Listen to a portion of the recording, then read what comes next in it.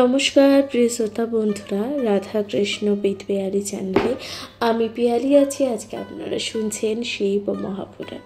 প্রিয় শ্রোতা বন্ধুরা, শিব মহাপুরাণে আপনারা মহাদেবের লৌকিক তথা অলৌকিক পুজো করার সম্পূর্ণ বিধিবদ্ধ বিধান যা সুন্দরভাবে শুনতে পাবে, যেখানে মহাদেবের নানাবিধ পুজো করার কারণ বা বিধান যা সুন্দরভাবে বর্ণিত আছে এই শিব মহাপুরাণে।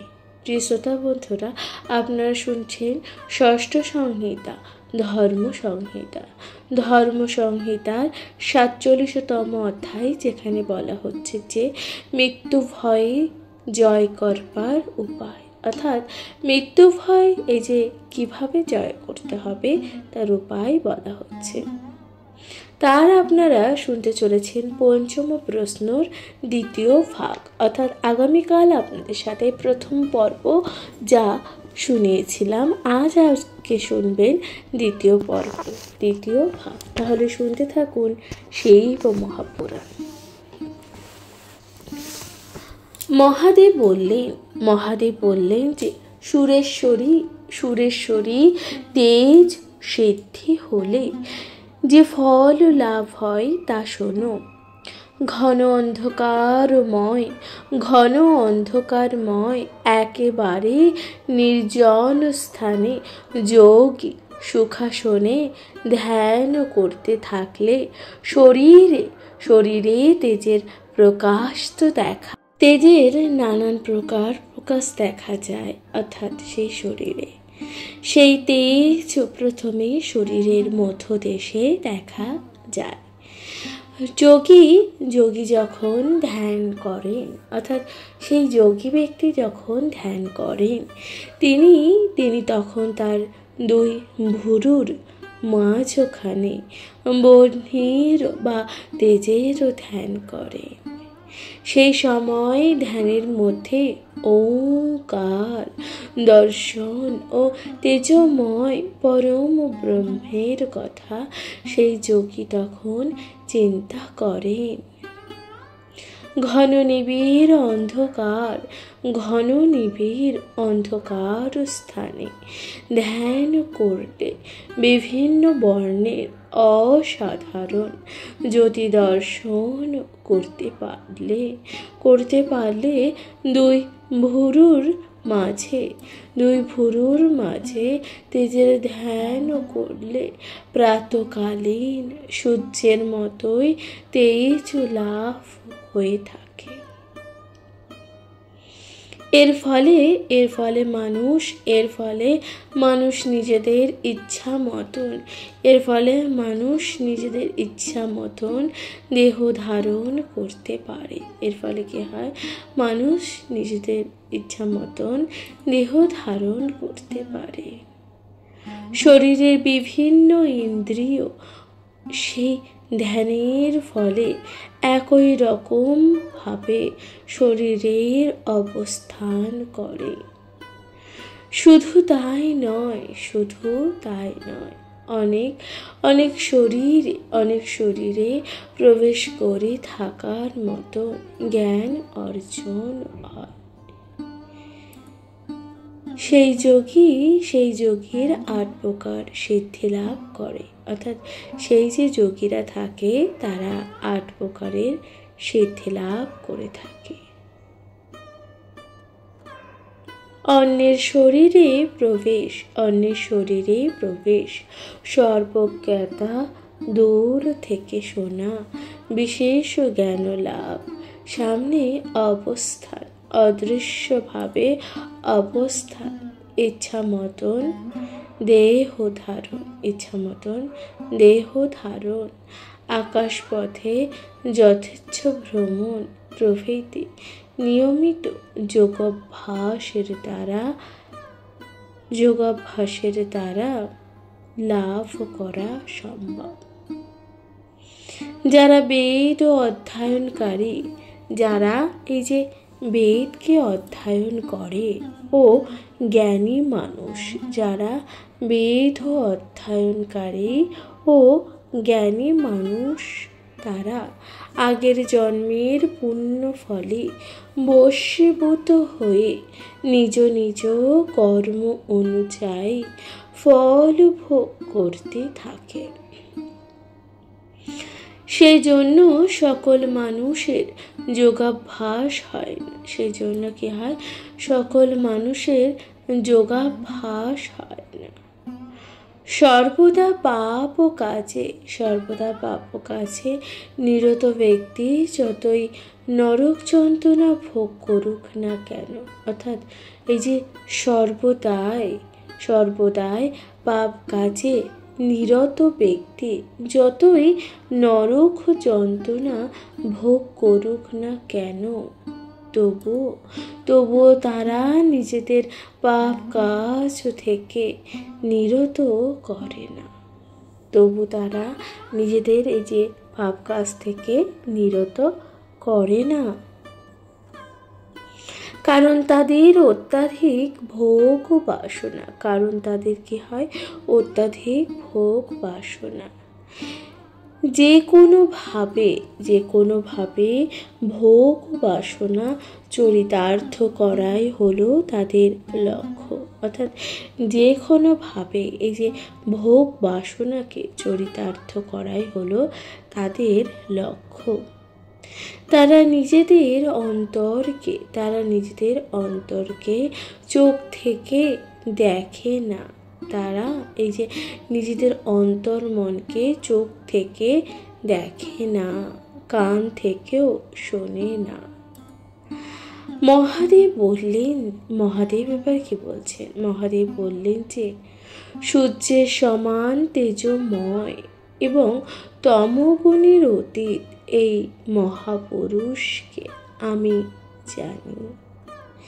যাকে জানলে বা যাকে জানতে পারলে মৃত্যু ভয়কে দূর করা যায়।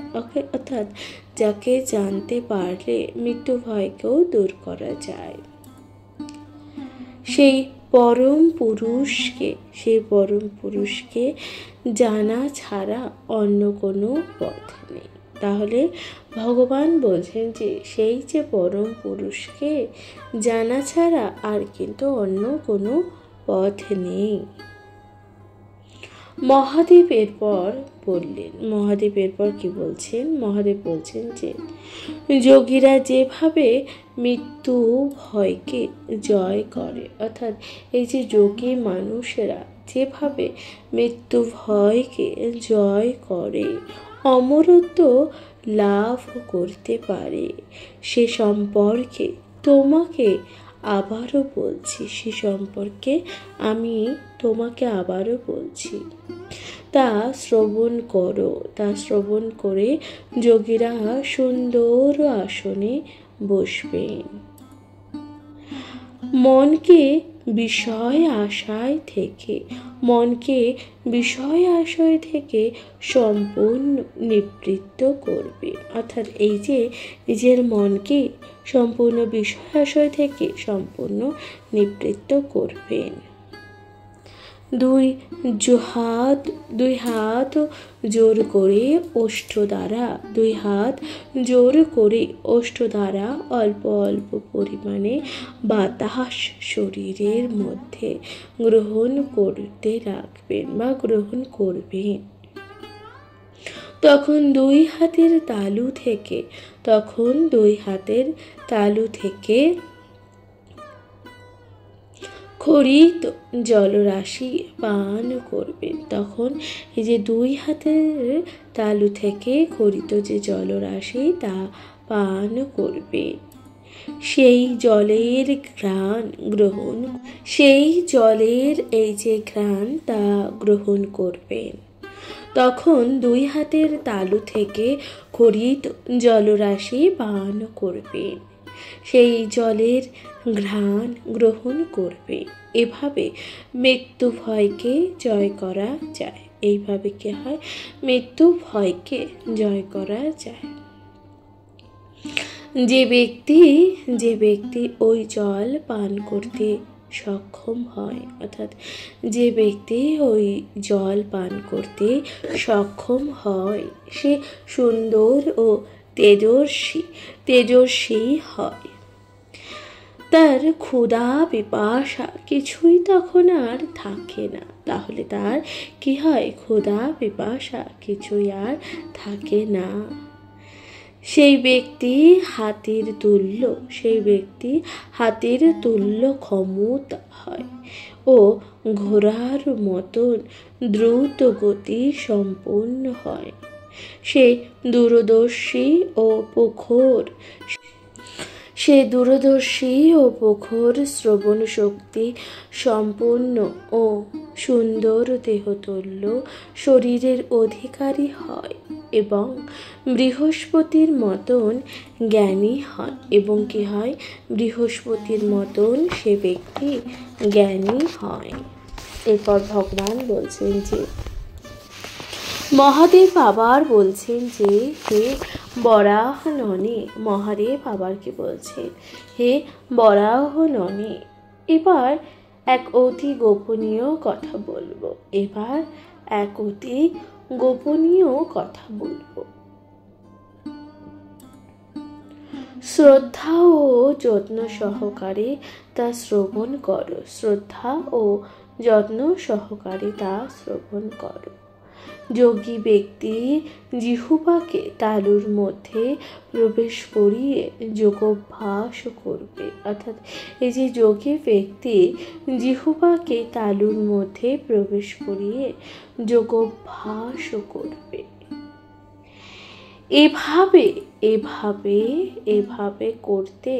এভাবে করলে অমরত্ব লাভ করতে পারবে। এভাবে করলে কি হবে? অমরত্ব লাভ করতে পারবে। জিহ্বাকে লম্বা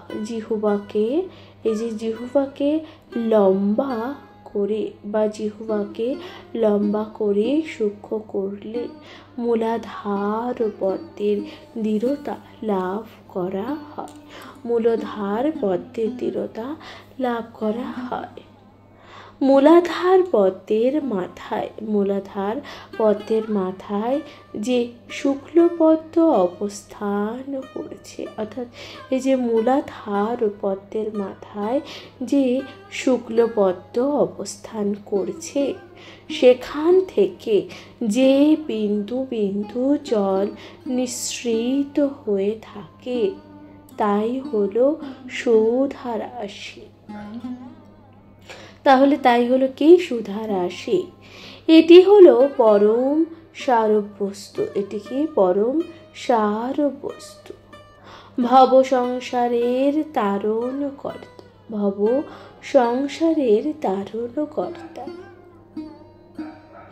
এই জল পান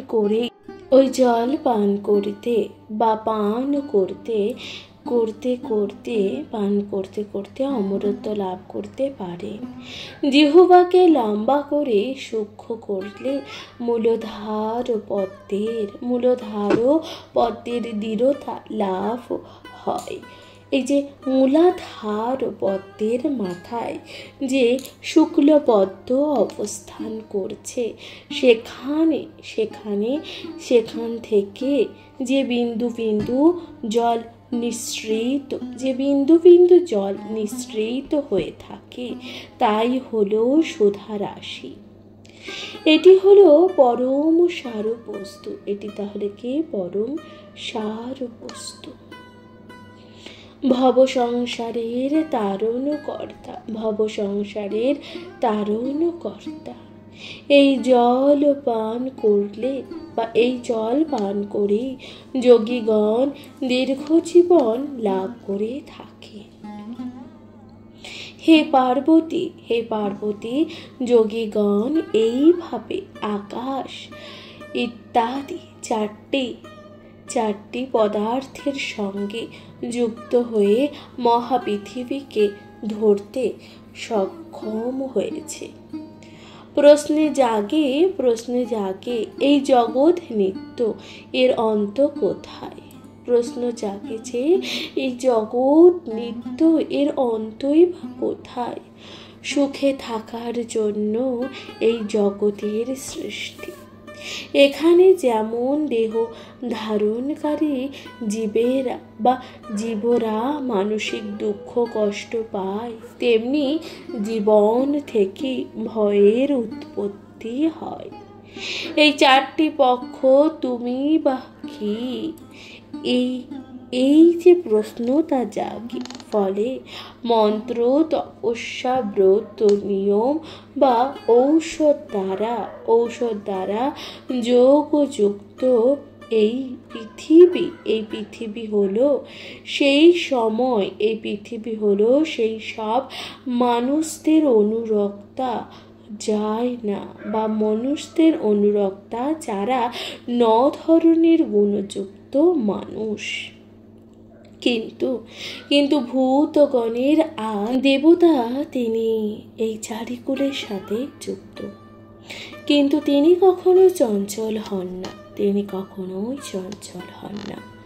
সেই জন্যই এ কথা বলা হয়েছে শিবব্রত নানা ছায়া জ্ঞান প্রতিদিন সাধন করা উচিত। অর্থাৎ সেই কারণে এই কথা বলা হয়েছে যে শিবব্রত নানা জ্ঞান ও ছায়া সাধন করা উচিত।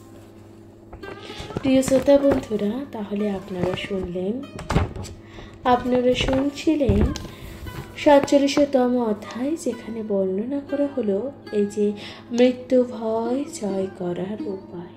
প্রিয় শ্রোতা বন্ধুরা, শিব মহাপুরাণ আপনাদের কেমন লাগছে অবশ্যই আপনাদের মূল্যবান মতামত দিয়ে জানাতে ভুলে যাবেন না। চ্যানেলের প্রথমবার শুনে থাকলে অবশ্যই পাশে থাকুন। নিজের কাছের মানুষ, প্রিয়জন সকলের সাথে ভাগ করে নিতে ভুলে যাবেন না শিব মহাপুরাণ। এর পরবর্তী অধ্যায় আপনারা শুনবেন 48তম অধ্যায়, যেখানে বলা হচ্ছে যে ছায়া পুরুষের লক্ষণ। তাহলে শুনতে থাকুন শিব মহাপুরাণ। কমেন্টে লিখতে ভুলবেন না হর হর মহাদেব।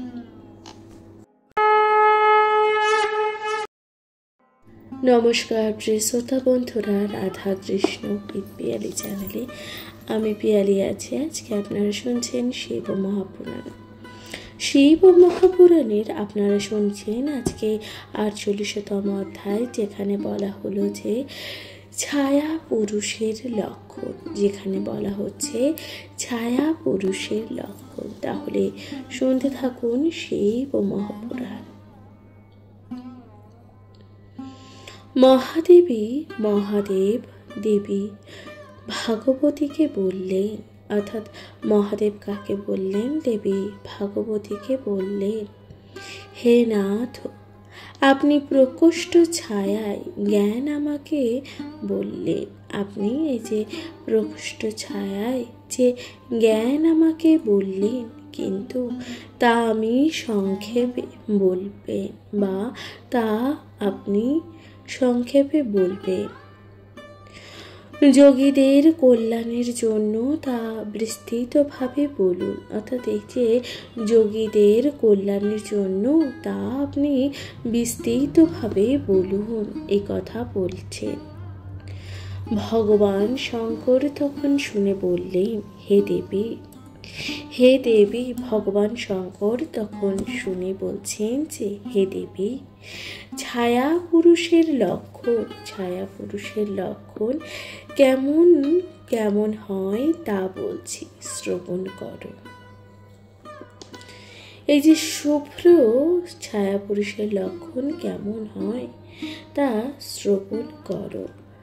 ভগবান বলছেন, শুভ্র এবং শুদ্ধ বস্ত্র পরে, মালা ধারণ করে, সুগন্ধি ধূপ ও চন্দনে সুবাসিত হয়ে সূর্য বা চন্দ্রের দিকে পিছন করে বসতে হবে।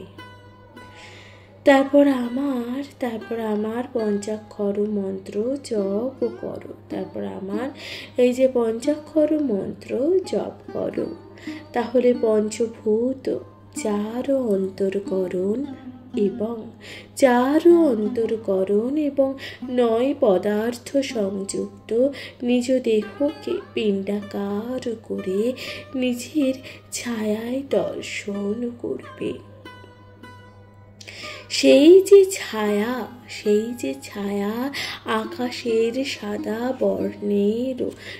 বর্ণের হিসেবে দেখে, এই যে পরম কারণ স্বরূপ শিব মন্ত্র পাঠ করবে, তাহলে ব্রহ্মহত্যার মতন মহাপাপ থেকে মুক্তি পাবে। তাহলে কি হবে? এই যে ব্রহ্মহত্যার মতন যে মহাপাপ, তা থেকে মুক্তি পাবে, এ বিষয়ে কিন্তু কোনো সন্দেহ নেই। যদি নিজের ছায়া মাথাহীন ভাবে দেখা যায়, যদি নিজের ছায়ায় মাথাহীন ভাবে দেখা যায়, তাহলে 6 মাসের মধ্যে মৃত্যু অবধারিত বলে জানবে।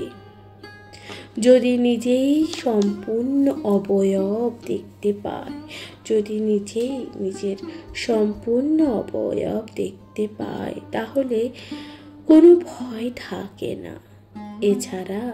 এছাড়া যদি ছায়া সাদা রঙের হয়, তবে ধর্ম লাভ হবে।